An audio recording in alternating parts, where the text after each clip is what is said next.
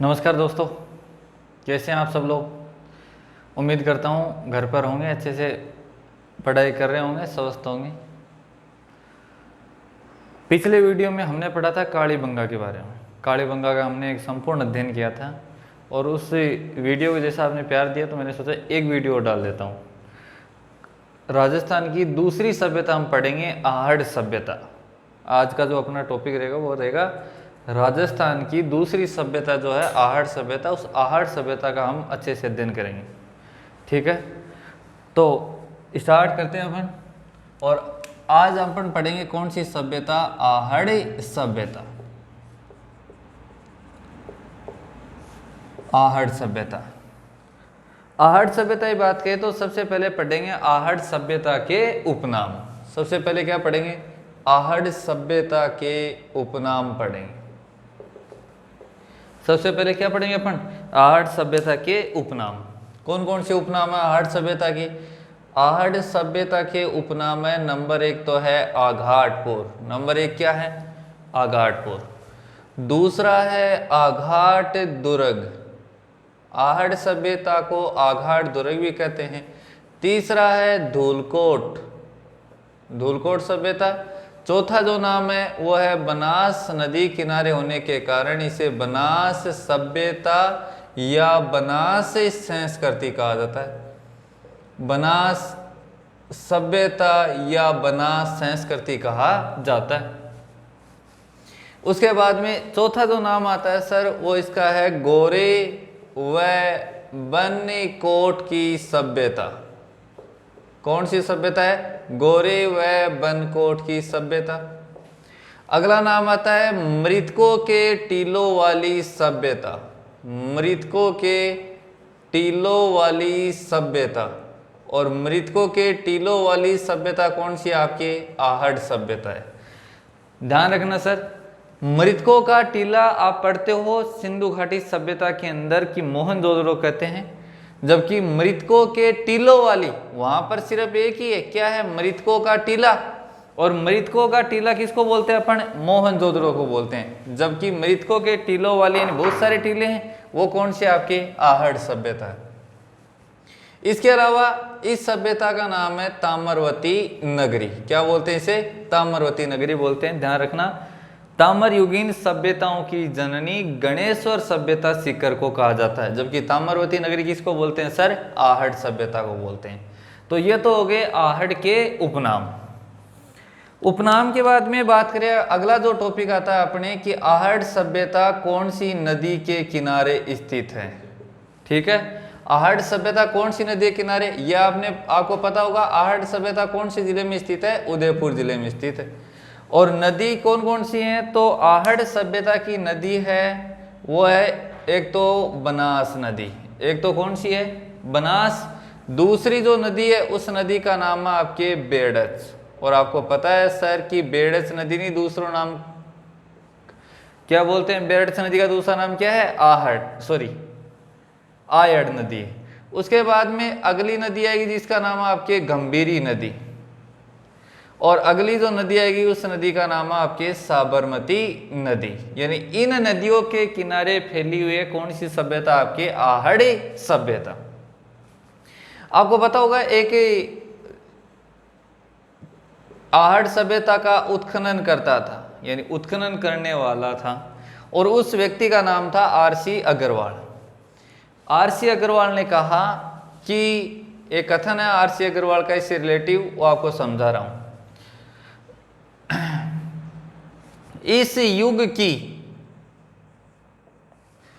ताम्रयुगीन संस्कृति का प्रमुख केंद्र, इस युग की ताम्रयुगीन संस्कृति का प्रमुख केंद्र आहड़ था। इस युग की ताम्रयुगीन संस्कृति का प्रमुख केंद्र आहड़ था। और नदियों के किनारे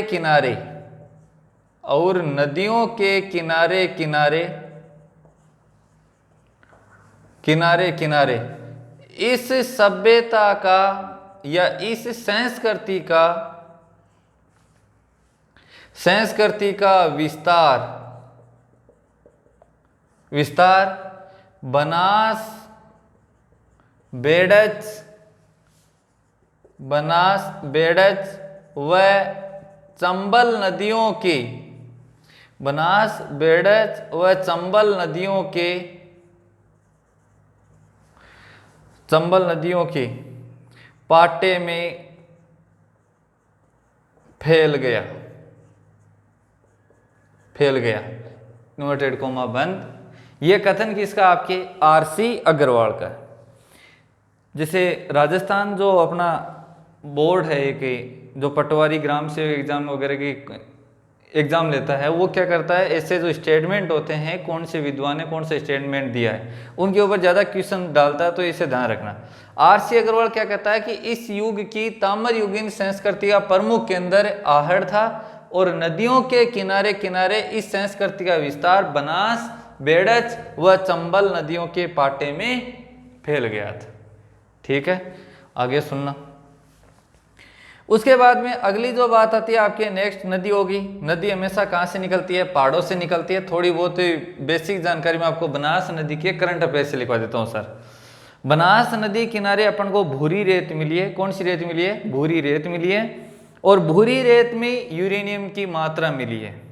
आपको पता होगा सर, वर्तमान में भारत यूरेनियम कनाडा और ऑस्ट्रेलिया से मंगवाता है और विश्व का यूरेनियम का सबसे जो बड़ा प्लांट है वो महाराष्ट्र के जैतपुर में लगाया जा रहा है। और कौन सी कंपनी के द्वारा लगाया जा रहा है? फ्रांस की अरेवा कंपनी के द्वारा लगाया जा रहा है। समझा पाए मैं यहाँ तक? ये करंट की बातें थी बनास नदी से रिलेटिव।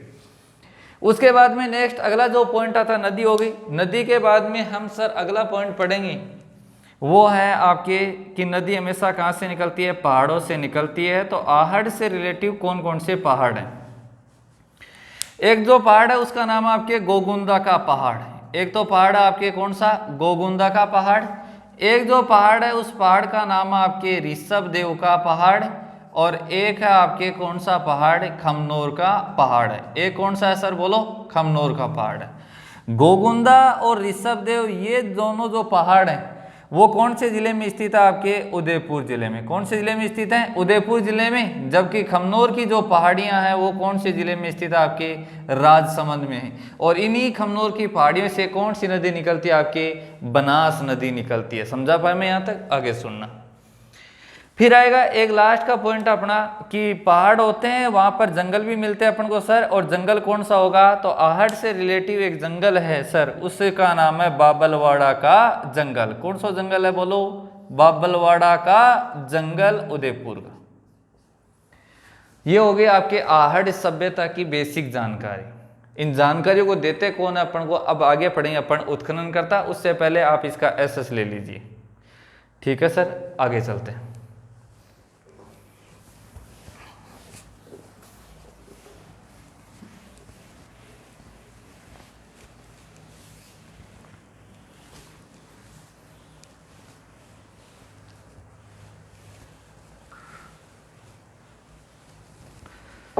हाँ, आगे अपन पढ़ेंगे आहड़ के उत्खनन करता। अगला पॉइंट आएगा अपने आहड़ के उत्खनन करता।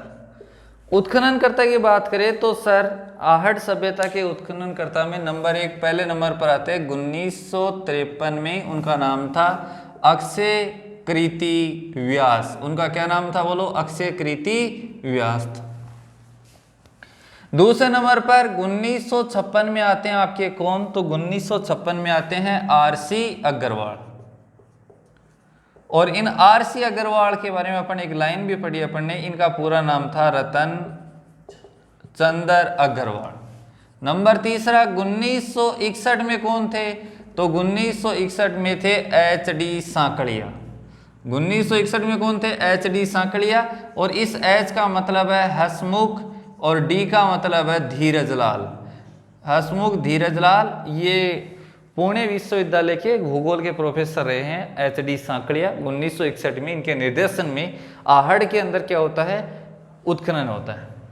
ये हो गया आहड़ सभ्यता के उत्खनन ही करता है, यानी इन सब बातों की जानकारी की आहड़ है वो उदयपुर जिले में है, आहड़ के ये उपनाम है, नदी ये है, पहाड़ी रिलेटिव, ये सारी जानकारी अपन को ये उत्खनन करता देते हैं। अगला पॉइंट पढ़ेंगे उत्खनन करता के बाद में कालक्रम। आहड़ सभ्यता का कालक्रम पढ़ेंगे तो आहड़ सभ्यता का कालक्रम किसकी विद्वान ने कैसे बताया है, तो नंबर 1 बात आती है किसकी, आपके सर डॉक्टर गोपीनाथ शर्मा की।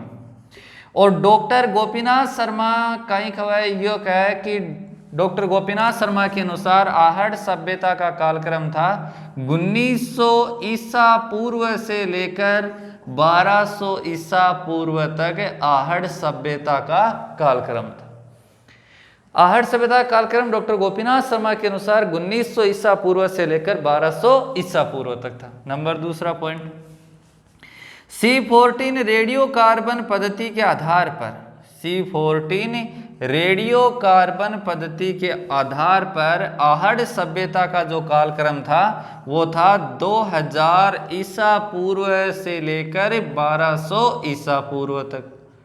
2000 ईसा पूर्व से लेकर 1200 ईसा पूर्व तक, ये C14 रेडियो कार्बन पद्धति के आधार पर। नंबर 3 आपके मृद भांडों के आधार पर, मृद भांडों और मृद भांडों के साथ में पुरातात्विक सामग्री, मृद भांडों व पुरातात्विक सामग्री के आधार पर, सामग्री के आधार पर कितना कालक्रम था, 2000 ईसा पूर्व से लेकर 1000 ईसा पूर्व तक था। कितने से लेकर कितने तक था, 2000 ईसा पूर्व से लेकर 1000 ईसा पूर्व तक था।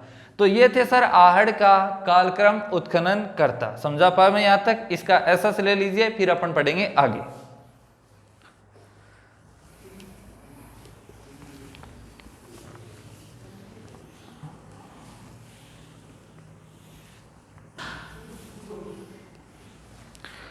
कालक्रम हो गया। अब देखो नेक्स्ट जो पॉइंट पढ़ते हैं हम, पिछली सभ्यता में हमने पढ़ा था कालीबंगा में, अगला पॉइंट क्या पढ़ते हैं, मकानों की प्रकृति। इसका मतलब ये हुआ कि वहां के मकान कैसे कैसे थे, मकानों की प्रकृति।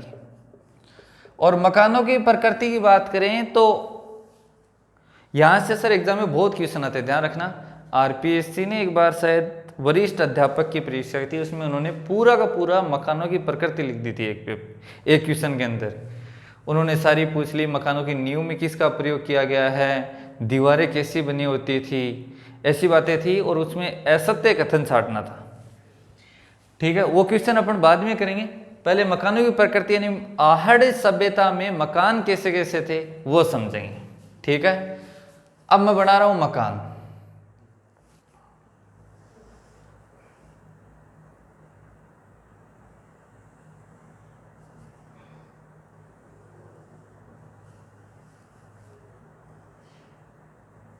अब देखो मकान बनाने के लिए सबसे पहले किसकी जरूरत पड़ती है, नींव की। किसकी जरूरत पड़ती है, नींव। नींव के ऊपर ही तो मकान बनेंगे। आहड़ सभ्यता में मकानों की नींव, मकानों की नींव पढ़ते हैं। लेकिन उससे पहले मैं आपको यह बता देता हूं कि आहड़ सभ्यता के अंदर जो मकान है, जो मकान है वो अपन को जब उत्खनन किया तो कौन से टीले के ऊपर मिले, धूलकोट टीले पर मिले। कौन से टीले पर मिले हैं सर, धूलकोट टीले पर मिले। कौन से टीले पर मिले हैं, धूलकोट टीले पर मिले हैं। और इस धूलकोट टीले की जो साइज थी ना सर, वो आपको याद रखनी है। धूलकोट टीले की जो साइज थी वो कितनी थी, धूलकोट टीले की साइज थी 1500 बाई 500 बाई 50, यानी इस माप का आपका धूलकोट टीला था। और इस धूलकोट टीले के ऊपर, इस धूलकोट टीले के ऊपर मकान बने। अगर मकान की बात करें तो मकानों की नींव सबसे पहले क्या भरेंगे, नींव। और मकानों की नींव में किसका प्रयोग करते थे, तो मकानों की नींव में ये किसका प्रयोग करते थे सर, मकानों की नींव में ये शीस्ट का प्रयोग करते थे। किसका प्रयोग करते थे बोलो, शीस्ट का प्रयोग करते थे। और ये शीस्ट आपके एग्जाम में इसे लिखा होता है शीस्ट, जबकि एक क्या है, अंग्रेजी वर्ड। और इस शीस्ट का अर्थ क्या होता है, इस शीस्ट का अर्थ आप सारे समझते हैं। इस शीस्ट का अर्थ होता है गारा, यानी नींव में क्या भरते थे, गारा प्लस मिट्टी प्लस पत्थर डालते थे नींव के अंदर। आहड़ में मकानों की नींव में क्या भरते थे, गारा प्लस मिट्टी प्लस पत्थर। शीस्ट को क्या बोलते हैं अपन, गारा बोलते हैं। सिस्ट एक अंग्रेजी वर्ड है जिसका अर्थ क्या होता है, गारा होता है। आगे सुनना, मकान भर दी, माफ कीजिए, मकानों की नींव भर दी अपन ने, मकानों की नींव भर दी। नींव भरने के बाद में क्या खड़ी करते हैं अपन, दीवार। अब देखो आहड़ के अंदर मकानों की जो दीवार थी सर, आहड़ में मकानों की जो दीवार थी वो दो तरीके से बनती थी। कितने तरीके से बनती थी आहड़ में मकानों की दीवार, दो तरीके से बनती थी, वो समझेंगे अपन। आहड़ में मकानों की दीवार दो तरीके से बनती थी। पहला तरीका क्या था, पहला तरीका था ईंटों के साथ में, ईंटों के साथ चकमक पत्थर का प्रयोग करते थे, ईंटों के साथ चकमक पत्थर। और आपको पता होगा सर, इस चकमक पत्थर को इंग्लिश में बोलते हैं क्वार्टज। इसे इंग्लिश में क्या बोलते हैं, बोलो, क्वार्टज कहते हैं। चकमक पत्थर का प्रयोग करके क्या बनाते थे, दीवार बनाते थे। समझा पाए मैं यहाँ तक, आगे सुनना। यानी एक तो कैसे बनाते थे, ईंटों के साथ में चकमक पत्थर का प्रयोग करके क्या बनाते थे, मकानों की दीवार। दूसरा कैसे बनाते थे, बांस की लकड़ियों में, बांस की लकड़ियों में गारा भरकर, बांस की लकड़ियों में गारा भरकर। तो बांस की लकड़ियों में गारा भरकर दूसरी तरह की दीवार थी। यानी बांस की लकड़ी खरीद कर लेते थे और उन बांस की लकड़ियों के अंदर क्या भर देते थे, गारा या सीट भर देते थे। तो आहड़ में मकानों की दीवार कितने तरीके से बनती थी, आहड़ में मकानों की दीवार कितने तरीके से बनती थी सर, दो तरीके से बनती थी। एक तो ईंटों के साथ में चकमक पत्थर का प्रयोग करके, और एक बांस की लकड़ियों में गारा भरकर। आगे सुनना, अगली जो बात आएगी कि आहड़ में मकान खड़े हो गए, अब क्या बनाना, मकानों का दरवाजा। मकानों का जो दरवाजा था वो किन का बना होता था, मकानों का दरवाजा वो बना होता था बांस की लकड़ियों का। ऐसे गेट होते हैं, देखते हैं अपने सामान्यतः ऐसे गेट खेतों में लगाते हैं। तो ये हो गया मकानों का दरवाजा। मकानों का क्या हो गया सर, ये दरवाजा। और ये दरवाजा किसका बना होता था, मकानों का दरवाजा बना होता था बांस की लकड़ियों का। किन का बना होता था, बोलो, बांस की लकड़ियों का दरवाजा बना होता था। आगे सुनना सर, उसके बाद में बात आती है आपके, फिर क्या हो गई, आपके छत डालनी।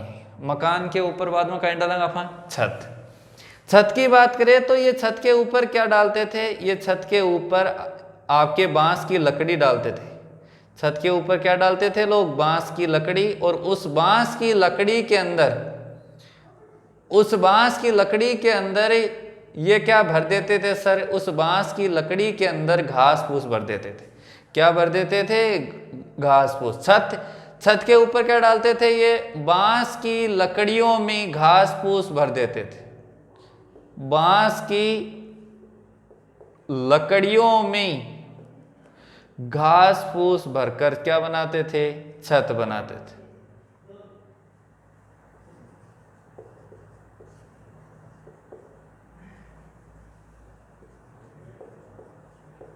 ठीक है सर, समझा पाया मैं यहां तक, आगे सुनना।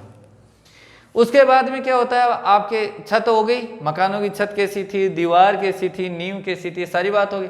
अब नॉर्मली बात करें ना तो एक मकान की जो इन्होंने साइज बनाई, आहड़ में एक मकान की जो साइज थी वो थी 33 बाई 20 फीट। कितनी थी बोलो, 33 बाई 20 फीट का क्या होता था, एक मकान होता था। कहां पर, आपके आहड़ सभ्यता के अंदर।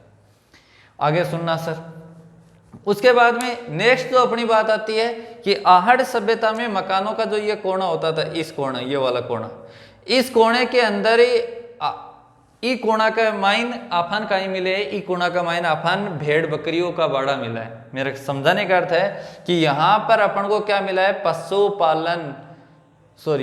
का क्या मिला, माफ कीजिए, बाड़ा मिला है। पशुओं का बाड़ा मिला है।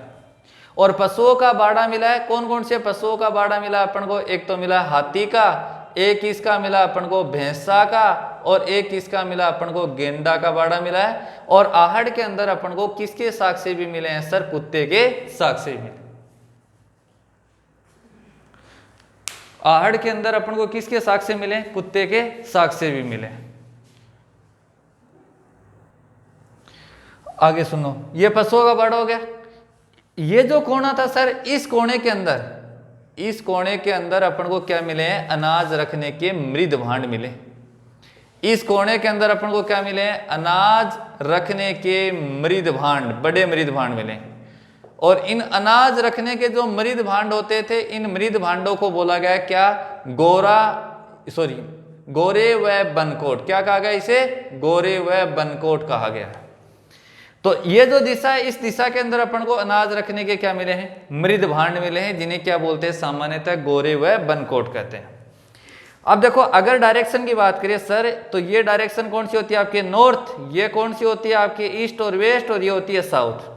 ये जो डायरेक्शन है आपको दिख रही होगी, ये पूर्व दिशा होगी। कौन सी दिशा होगी सर आपकी, पूर्व। और इस पूर्व दिशा के अंदर यहां पर अपन को क्या मिला है कि शिव जी का मंदिर मिला। क्या मिला है सर अपन को, एक शिव जी का मंदिर मिला है। कौन सी सभ्यता के अंदर सर, आहड़ सभ्यता के अंदर, यानी शिव जी का मंदिर मिला है अपन को कौन सी सभ्यता में, आहड़ सभ्यता के अंदर। समझा पाए मैं यहां तक।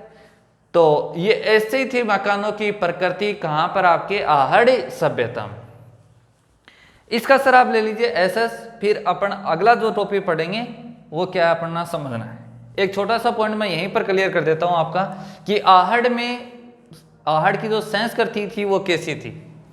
अब आप खुद देखो, ऐसे जो मकान है वो अपन को शहरों में मिलते हैं या गांवों के अंदर, गांव में मिलते हैं। यानी आहड़ की जो संस्कृति थी, आपको मैं 3 पॉइंट में समझा देता हूं, इधर देखना सारे। आहड़ की जो संस्कृति थी वो कैसी थी, ये ध्यान रखना। संस्कृति किसकी, संस्कृति आहड़ की। संस्कृति किसकी थी, आहड़ की। कैसी थी सुनना। ऐसे जो मकान है वो अपन को गांव में मिलते हैं, शहरों में मिलते हैं, गांव में मिलते हैं।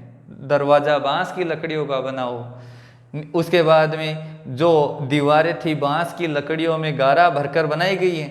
उसके बाद में ऊपर छत घास फूस की बनी हुई, जिसको सामान्यतः लोग झोपड़ी बोलते, टपरी बोलते। ऐसे जो मकान हैं वो अपन को गांव में मिलते हैं। इसलिए आहड़ की जो सभ्यता थी वो कैसी थी आपके, ग्रामीणीकरण। कैसी सभ्यता थी बोलो, आहड़ की ग्रामीणीकरण सभ्यता थी, यानी ग्रामीण जीवन पर आधारित थी। अब देखो अपन किस आधार पर कहा, अपन ने मकानों के आधार पर कहा है। सभ्यता कैसी है, ग्रामीणीकरण। अब बताओ, गांव का मायने मम्मी की चल रहा है, घर का मायने पापा की चलती है। और पापा की चलती है तो परिवार कैसे होंगे, पितृसत्तात्मक परिवार। कैसे परिवार होंगे, पितृसत्तात्मक परिवार होंगे। और जटे पापा की चल रहा है, बटे परिवार जुड़ेड़ा रहेगा या टूटेड़ा, तो जुड़े हुए परिवार। और जुड़े हुए परिवार को क्या बोलते हैं अपन, संयुक्त परिवार। क्या बोलते हैं उन्हें, संयुक्त परिवार। तो आहड़ सभ्यता की बात करें तो आहड़ सभ्यता की जो संस्कृति थी वो ग्रामीणीकरण थी, पितृसत्तात्मक परिवार थे और संयुक्त परिवार प्रणाली थी। समझा पाए मैं यहां तक। इसका एसएस ले लीजिए, फिर अपन आगे पढ़ते हैं।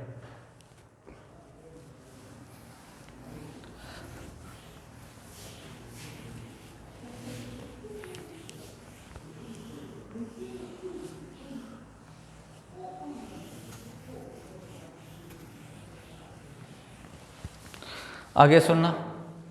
उसके बाद में अब अपन पढ़ेंगे आहड़ सभ्यता मृद भांडों के कारण ज्यादा चर्चा में रही है। अपन मकानों की प्रकृति में मृद भांड का एक पॉइंट है वो क्लियर कर लेते हैं सर। आहड़ सभ्यता मृद भांडों के कारण ज्यादा चर्चा में रही है। कैसे सर, समझना। अगर जैसे मैं बोलूं कि ये एक मिट्टी का घड़ा है, ये क्या है, एक मिट्टी का घड़ा है।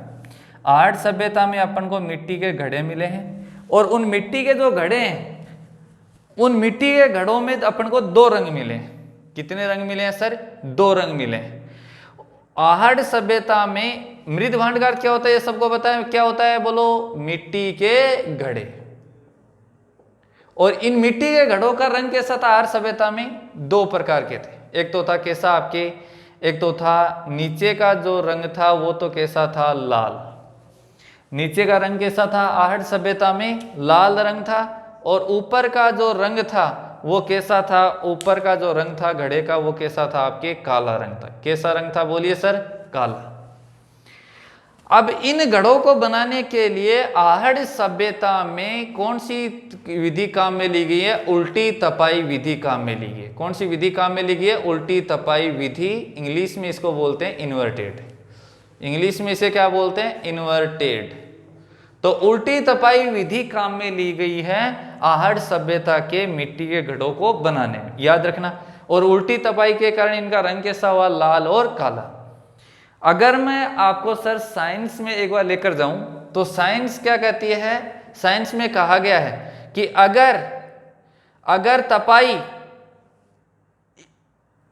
अगर तपाई दो कंडीशन से हुई है। नंबर एक तो हुई है आपके firing under the oxidising condition, एक तो होगा आपके firing under the oxidising condition,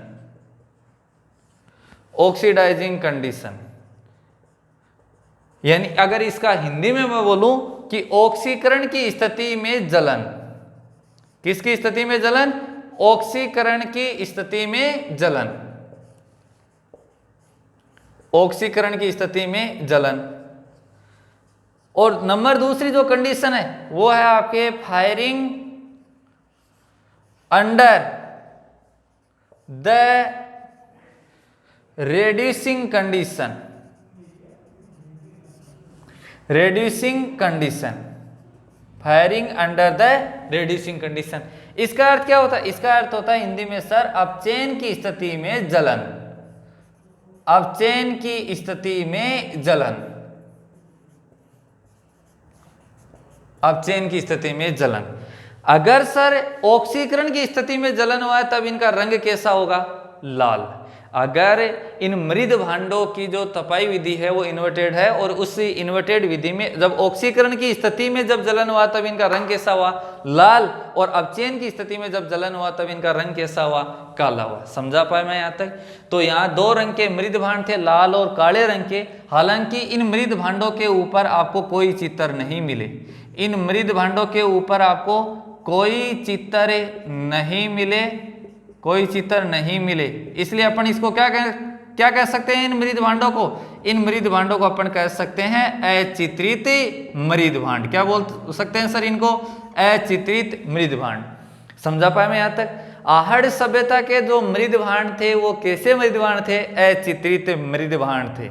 समझा पाए सर मैं यहाँ तक। ये क्वेश्चन सेकंड ग्रेड के अंदर आया था और उसमें आंसर के अंदर यही करना था, अचित्रित मृद भांड कहाँ पर, आपके आहड़ सभ्यता के अंदर।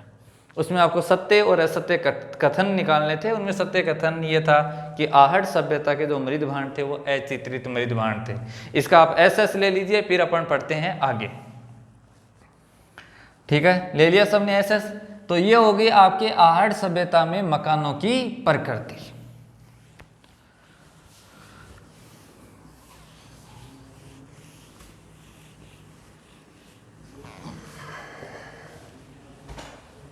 आहड़ सभ्यता में मकानों की प्रकृति। आगे सुनना।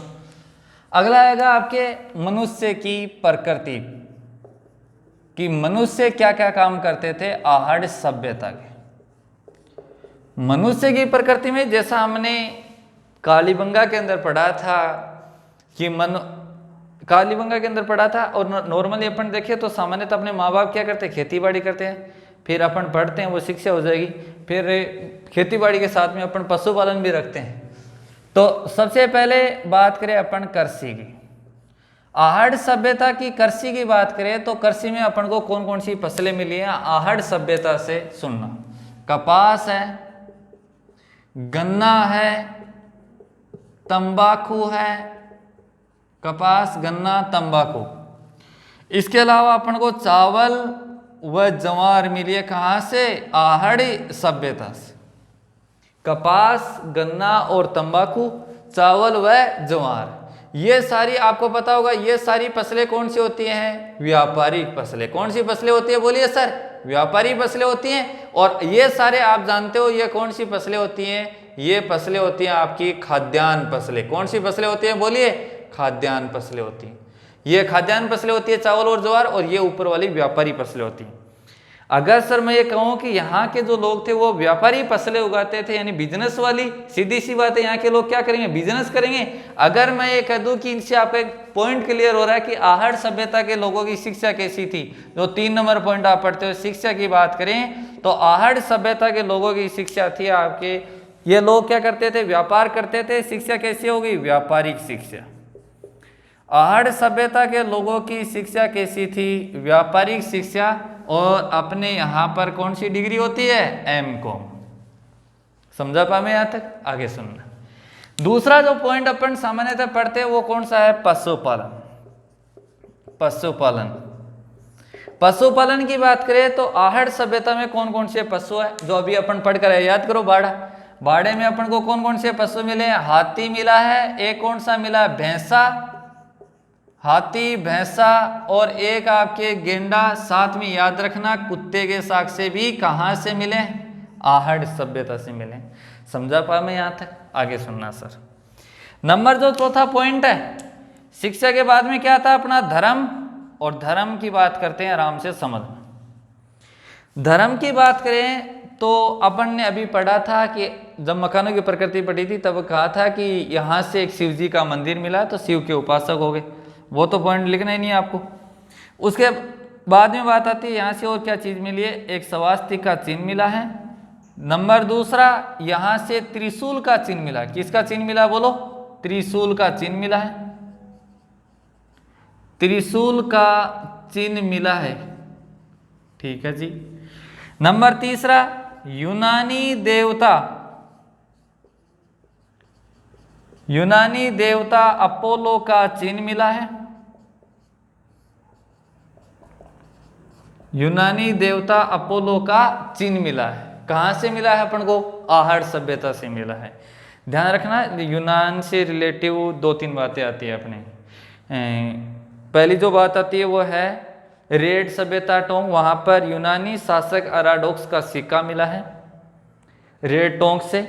दूसरी जो बात आती है वो बेराट से आती है। बेराट में यूनानी राजा मिनांडर की मुद्राएं मिली है अपन को। और तीसरी जो बात आती है यूनानी देवता अपोलो का जो चिन्ह मिला वो कहाँ से मिला है सर? आहड़ सभ्यता से मिला है। यूनानी देवता अपोलो का चिन्ह कैसे मिला? जैसे ये इस मुद्रा थी एक, यहाँ से कितनी मुद्रा मिली है? तांबे की 6 मुद्राएं मिली है। तांबे की कितनी मुद्रा मिली है? 8 से तांबे की 6 मुद्रा मिली है। और इन 6 मुद्राओं के ऊपर मिली है। इन 6 मुद्राओं के ऊपर एक तरफ तो था, जैसे ये सिक्का, एक तरफ तो किसका निशान है? तो एक तरफ तो था आपके तीर व तरकस का निशान। किसका निशान था बोलिए? तीर व तरकस का निशान। दूसरी तरफ किसका निशान था? तो दूसरी साइड में किसका निशान था? आपके यूनानी देवता अपोलो का चिन्ह था। तो यहां से तांबे की 6 मुद्राएं मिली है। उन 6 मुद्राओं पर एक तरफ तीर और तरकस का निशान है, जबकि दूसरी तरफ किसका निशान है? यूनानी देवता अपोलो का चिन्ह है। समझा पाया मैं यहां तक? ये हो गया आपके धर्म। कृषि हो गई, पशुपालन हो गया सर, शिक्षा हो गई और धर्म हो गया। अब अपना अगला जो पॉइंट है कि धर्म कर्म सारे क्रियाकांड होने के बाद में क्या होता है? समाधान होता है। वो पढ़ेंगे अगला पॉइंट। पहले इसका एसएस ले लीजिए।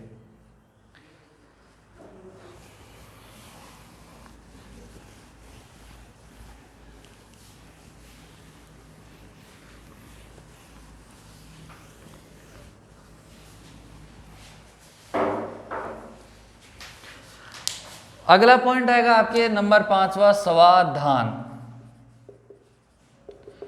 हिंदू धर्म में जब कोई व्यक्ति मर जाता है तब उसका क्या करते हैं? उसको जलाते हैं। और मुस्लिम धर्म में जब कोई व्यक्ति मर जाता है तो उसका क्या करते हैं? अपन दफनाते हैं। यहां से एक राजा के साथ अनेक रानियों के मरने के सबूत मिले। एक राजा के साथ अनेक रानियों के मरने के सबूत मिले। कहां से मिले सर अपन को? आहड़ सभ्यता से मिले। और ये सारे के सारे जो सबूत है सर वो अपन को कहां से मिले हैं? धूलकोट टीले से मिले। कहां से मिले बोलिए? धूलकोट टीले से मिले हैं। इसलिए धूलकोट टीले को क्या बोलते हैं? मृतकों के टीलों वाली सभ्यता। यानी धूलकोट सभ्यता क्या बोलते हैं? मृतकों के टीलों वाली सभ्यता। मृतकों के टीलों वाली सभ्यता। समझा पाया मैं यहां तक? ये हो गया आहड़ सभ्यता का समाधान। लिख लिया यहां तक? इसका एसएस ले लीजिए आप और बाद में आगे चलते हैं अपन।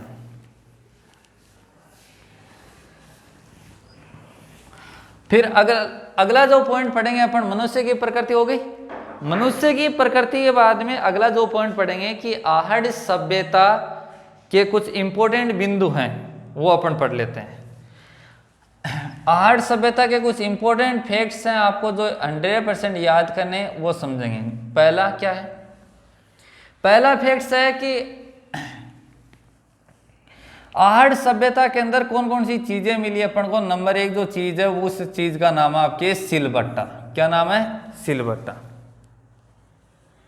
सिलबट्टा की बात करें तो अपने गांवों के अंदर क्या होता है, महिलाएं क्या करती हैं, मिर्ची बांटने का जो पत्थर होता है ना, मिर्ची बांटने का जो पत्थर होता है, मिर्ची जिस पत्थर के ऊपर मिर्च बांटी जाती है उसको क्या बोलते हैं? सिलबट्टा बोलते हैं। अरे मिक्सिंग नहीं जाती है, ये अपनी मिक्सिंग है, मिक्सिंग एंड ग्राइंडिंग यही है। आजकल तो बहुत सारी मशीनें आ गई, बिल्कुल परेशान होना ही नहीं पड़ता है। सिलबट्टा क्या होता है?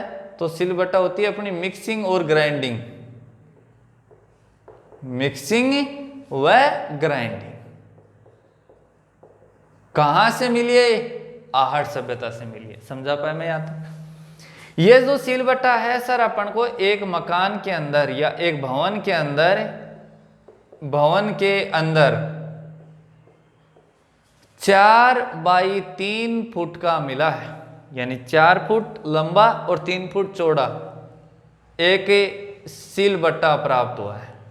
वैसे और भी सिलबट्टे मिले, लेकिन एक जो सिलबट्टा था जो 4 बाई 3 फुट का मिला है, सिलबट्टा मिला है। कहां से? आहड़ सभ्यता से। दूसरा जो पॉइंट आएगा वो क्या है अपने सर? दूसरा पॉइंट है यहां से सिर खुजलाने का यंत्र मिला है। कौन सी चीज मिली है बोलो? सिर खुजलाने का यंत्र। और सिर खुजलाने का जो यंत्र होता है ना, जैसे आजकल क्या होता है, परेशान होने की बात ही नहीं है। अगर चोरिया के सिर का मन खा चला है तो एक ऊपर मतलब लोहे का बना होता है, उसके 5-6 नीचे तार होते हैं, फिर ऐसे मारते हैं ना तो अपने वो जो खुजली होती है वो सारी समाप्त हो जाती है। तो सिर खुजलाने का जो यंत्र है वो कहां से मिला अपन को? आहड़ सभ्यता से मिला है। इसको इंग्लिश में बोलते हैं हेड स्क्रैचर।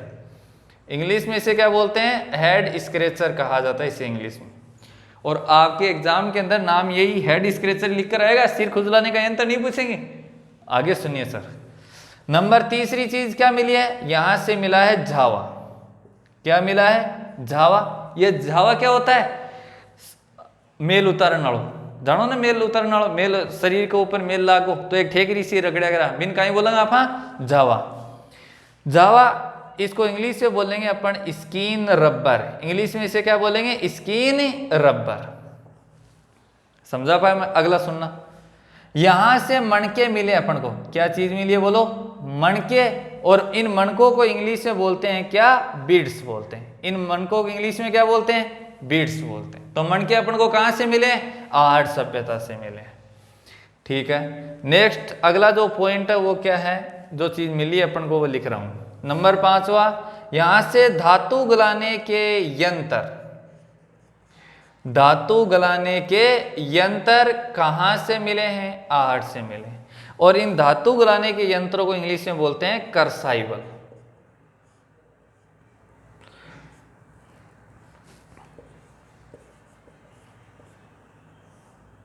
करसाइवल क्या बोलते हैं इन्हें? करसाइवल कहते हैं। अगला पॉइंट आएगा सर, यहां से और क्या चीज मिली है? कर्णाभूषण। कर्णाभूषण। कर्णाभूषण इसको इंग्लिश में बोलते हैं ईयरसड्स।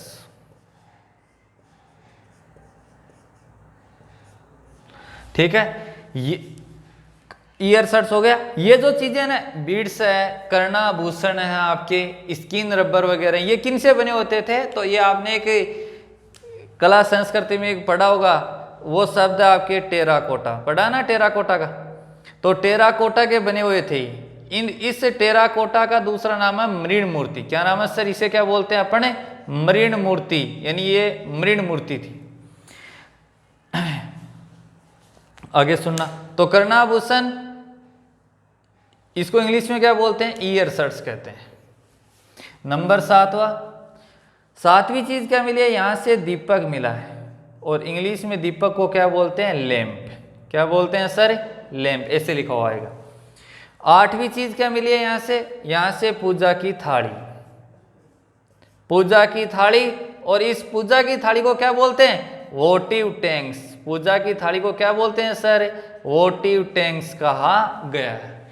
इसके अलावा यहां से बॉल्स, इसके अलावा यहां से क्या मिली है? बॉल्स। अब बॉल्स मिली है। उसके बाद में बात आएगी आपके नेक्स्ट आगे, यहां से सॉरी माफ कीजिए 9 नंबर है, 10वें नंबर का नारी की मृण मूर्ति। नारी की क्या मिली है? मृण मूर्ति। नारी की मृण मूर्ति मिली, जिसे इंग्लिश में कहा गया है वुमन फिगरीन। क्या कहा गया? बोलिए सर। Woman figurine. इसके अलावा आहड़ सभ्यता से अपन को कौन कौन सी चीजें मिली हैं वो भी पढ़ लेते हैं। ठीक है, ये जो पढ़ा है ये समझा पाया मैं यहां तक अच्छे से? इसका एसएस ले लीजिए सर आप।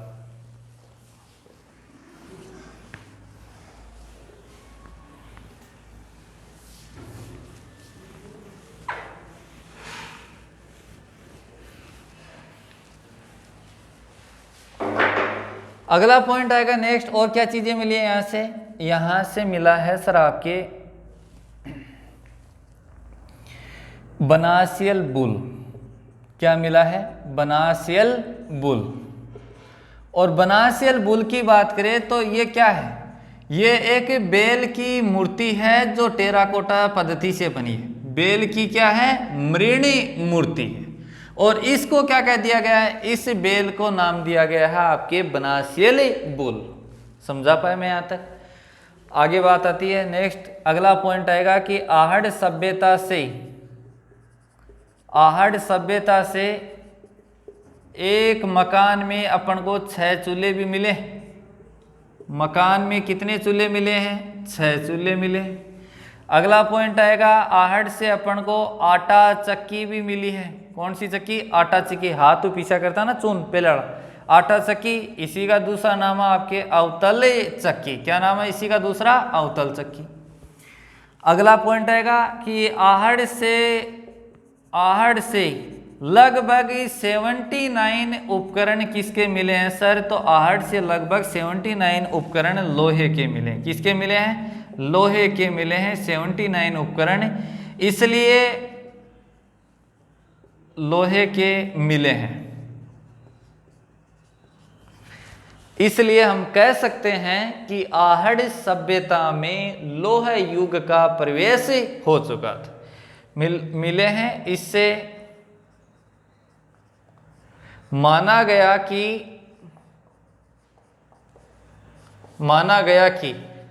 आहड़ में लोह युग का प्रवेश हो चुका था। लोह युग का प्रवेश हो चुका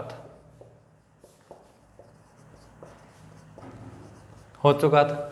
अगला फैक्ट्स आपको क्या याद रखना है कि आहड़ सभ्यता की बात करें तो आहड़ सभ्यता के बारे में आर.सी. अग्रवाल कहता है। आर.सी. अग्रवाल कहता है कि आहड़ से 10-12 किलोमीटर दूर मतून तथा उमरा गांव में ताम्र शोध केंद्र के साक्ष्य मिले। ठीक है जी। आर.सी. अग्रवाल क्या कहते हैं? आर.सी. अग्रवाल कहते हैं कि आहड़ से 10 किलोमीटर दूर मतून तथा उमरा गांव, ये दोनों गांव कहाँ पर? उदयपुर में। कहाँ पर है ये गांव? उदयपुर के अंदर। मतून तथा उमरा गांव में ताम्र शोध के अंदर के साक्ष्य मिले। समझा पाए मैं यहाँ तक? अगला पॉइंट देखिए आप, इसका एसएस ले लीजिए, आगे चलते हैं।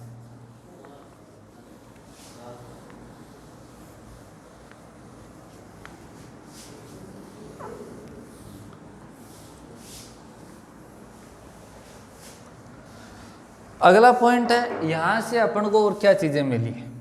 यहाँ से अपन को तांबे की कुल्हाड़ी मिली है, तांबे की कुल्हाड़ी मिली है, कटोरा मिला है।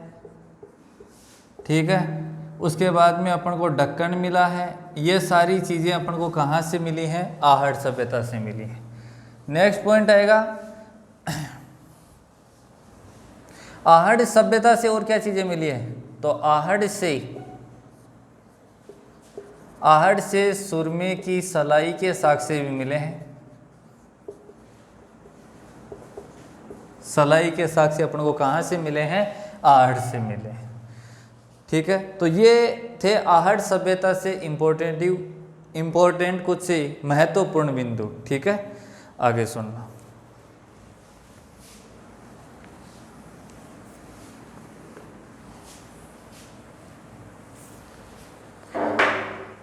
अगला पॉइंट आएगा कि आहट सभ्यता के अब तक अपन को उत्खनन करने से कुल कितने स्तर प्राप्त हो चुके हैं, जिसका हमने अध्ययन किया है।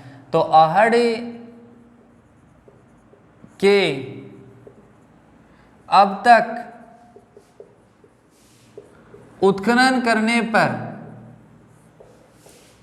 8 स्तर प्राप्त हुए हैं। कितने स्तर प्राप्त हुए हैं?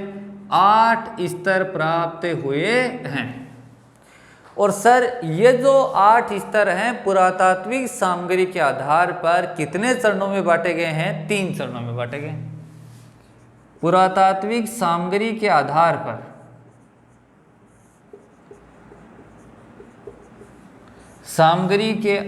पर तीन चरणों में बांटे गए हैं। कितने चरणों में बांटे गए हैं सर? 3 चरणों में बांटे गए। पहला, स्फेटिक पत्थर का प्रयोग। कौन से पत्थर का प्रयोग? स्फेटिक पत्थर का प्रयोग, औजार व उपकरण के आधार पर। औजार व उपकरण के आधार पर। नंबर दूसरा, ताम्र, कांसे की मुद्राएं एवं बर्तनों के आधार पर।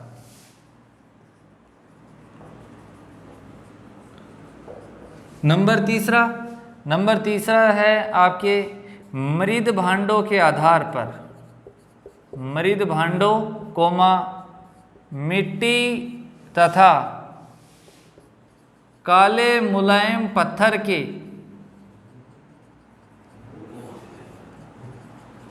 के मकानों के आधार पर।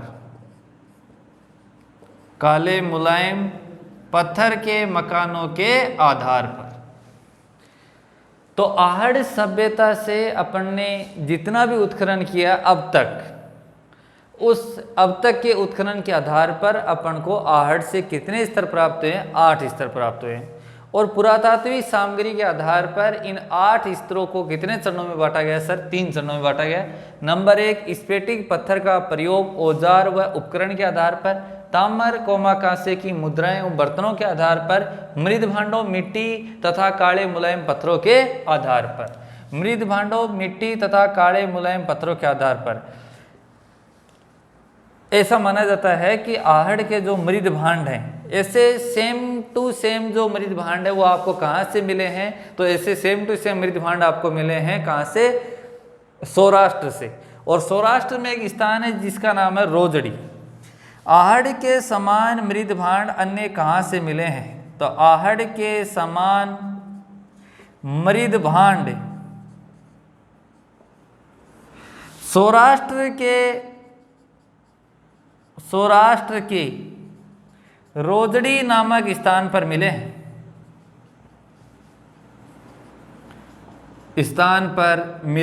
सौराष्ट्र के कौन से स्थान पर मिले हैं? रोजड़ी नामक स्थान पर ही मिले हैं।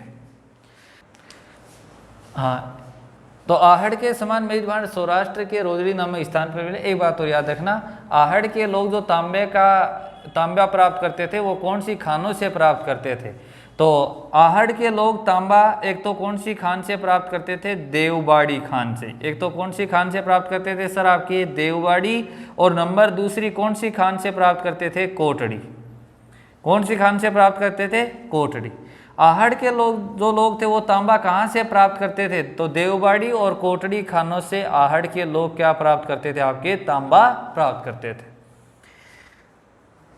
समझा पाया मैं यहाँ तक? इसके बाद में एक बहुत इंपॉर्टेंट क्वेश्चन है, इतनी आपने सभ्यता पढ़ ली है और एक इंपॉर्टेंट क्वेश्चन है कि आहड़ के जो लोग थे उन आहड़ के लोगों का मुख्य जो व्यवसाय था वो क्या था? तो आहड़ के लोगों का मुख्य जो व्यवसाय था वो क्या था? आपके आहड़ के लोगों का मुख्य व्यवसाय था पशुपालन। क्या था बोलो? पशुपालन।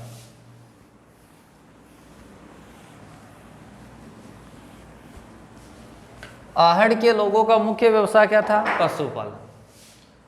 ये लास्ट का पॉइंट है, आप याद रख लेना इसको। आहड़ के लोगों का मुख्य व्यवसाय पशुपालन था। ठीक है, ये एक इंपॉर्टेंट क्वेश्चन है जो आपको याद रखना है। समझा पाया मैं सर? धन्यवाद। इसी के साथ में अपन ने आहट सभ्यता पढ़ी है और लगभग मेरे ख्याल से सारी आहट सभ्यता की जानकारी आपको अच्छे से मिली है। Thank you.